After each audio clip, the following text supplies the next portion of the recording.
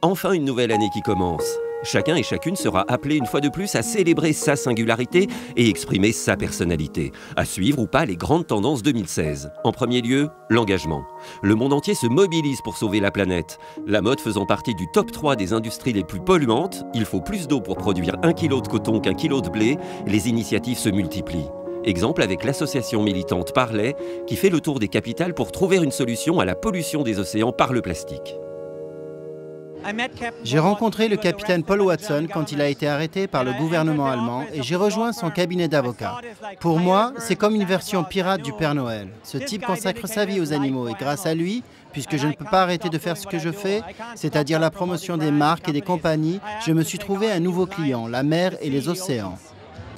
Son idée est simple.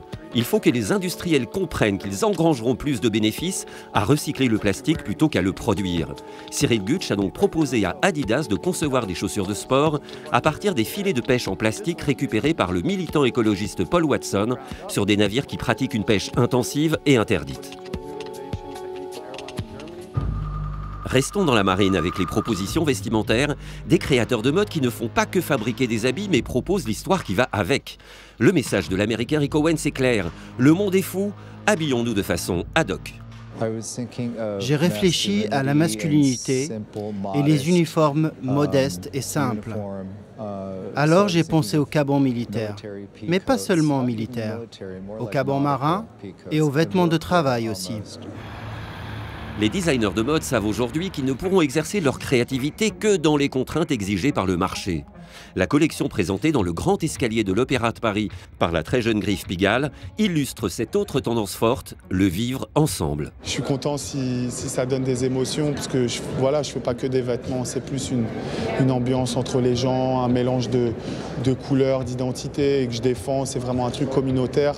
Et je suis vraiment confortable dans un style qui est un sport luxueux ou un mélange de quelqu'un qui peut aller à l'opéra de notre génération et je pense qu'il sera habillé dans ce style-là. Voilà. Pour aller à l'opéra, mais pas que. La mode accroît le désir, exalte la séduction et pour quel résultat? L'union de deux êtres. L'année 2016 marquera le retour des liens sacrés, qu'ils soient reconnus ou pas. La collection. Alors, c'est 61 façons de dire oui. Ou non, d'ailleurs. On a le choix. On peut jusqu'au dernier moment dire un oui ou un non. Ou après, le oui peut se transformer en un non et c'est le divorce. Et du coup, on se marie pour la 2e, 3e, 4e, 7e fois comme Liz Taylor. Il y a d'ailleurs un hommage à Liz Taylor, une robe, hommage à Liz qui est colorée et tout. Oui, pourquoi toujours se marier avec la petite robe de mariée, blanche, bien mignonne, avec de la dentelle? Les créateurs de mode proposent des solutions et leur message est relayé par les médias. Mais la meilleure communication, au-delà des éléments de langage, ce sont les prises de position des personnalités. Si vous savez vraiment qui vous êtes et que vous êtes bien dans vos baskets, cela signifie que vous n'avez peur de rien. Pour moi, c'est ce qui est sexy. Quand vous avez compris ça, peu importe que vous soyez ange ou démon, que vous soyez belle ou sympathique ou humble, une fois que vous avez compris ça, personne ne peut vous l'enlever. C'est à vous et c'est la chose la plus sexy de la planète. J'adore ces gens-là. Je pourrais les manger tout crus. Mais toute la planète ne vit pas au même rythme. Cette liberté de pouvoir porter ce que l'on veut n'est pas toujours évidente. Pendant la Fashion Week de Tunis, les mannequins se montrent et s'expriment. En Tunisie, c'est un truc exceptionnel. On est quand même plus libérés que dans d'autres pays arabes. Mais c'est vrai que bon, les mecs ils restent toujours machos, mais on essaie de faire avec et on essaie d'améliorer et de rendre les gens plus ouverts par rapport à ça.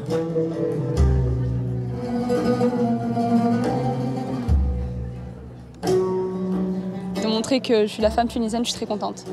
Qu'on enlève les stéréotypes qu'il y a, que le monde peut avoir sur nous.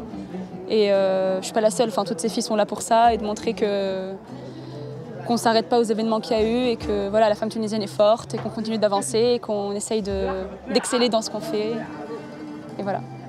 Pendant ce temps, les groupes de luxe doivent rivaliser d'ingéniosité pour exister et exercer leur influence sur tous les territoires. Chanel présente ses collections dans des décors de plus en plus grandioses. Nous sommes ici à Rome, dans les mythiques studios de cinéma Cinecittà.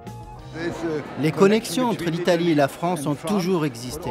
La nouvelle silhouette que j'ai créée, je ne l'avais jamais faite en 30 ans de Chanel. C'est la mule. Ce qui compte pour moi, c'est l'idée. Je développe une idée pour qu'elle devienne une réalité. Une réalité d'importance, l'année 2016 sera celle des voyages. La Britannique Stella McCartney l'a anticipé. Sa mode s'adresse aux femmes sans entrave à qui rien ne résiste. C'est un génie, parce qu'elle sait exactement ce que les femmes aiment et ce que les femmes portent. Vous savez, la moitié des vêtements que j'emporte en voyage est composée des pièces de Stella, parce qu'ils sont polyvalents. Je les mets, je les enlève, je peux les porter toute la journée. Je n'ai pas besoin de me changer. C'est ce qui compte le plus aujourd'hui. Stella McCartney, elle aussi, à travers sa mode, prend parti. Elle ne travaille aucune peau et décline des collections de chaussures, de sacs, d'accessoires qui ne sont pas le fruit de la mort violente d'un animal. 2016, plus que jamais, sera l'année des combats.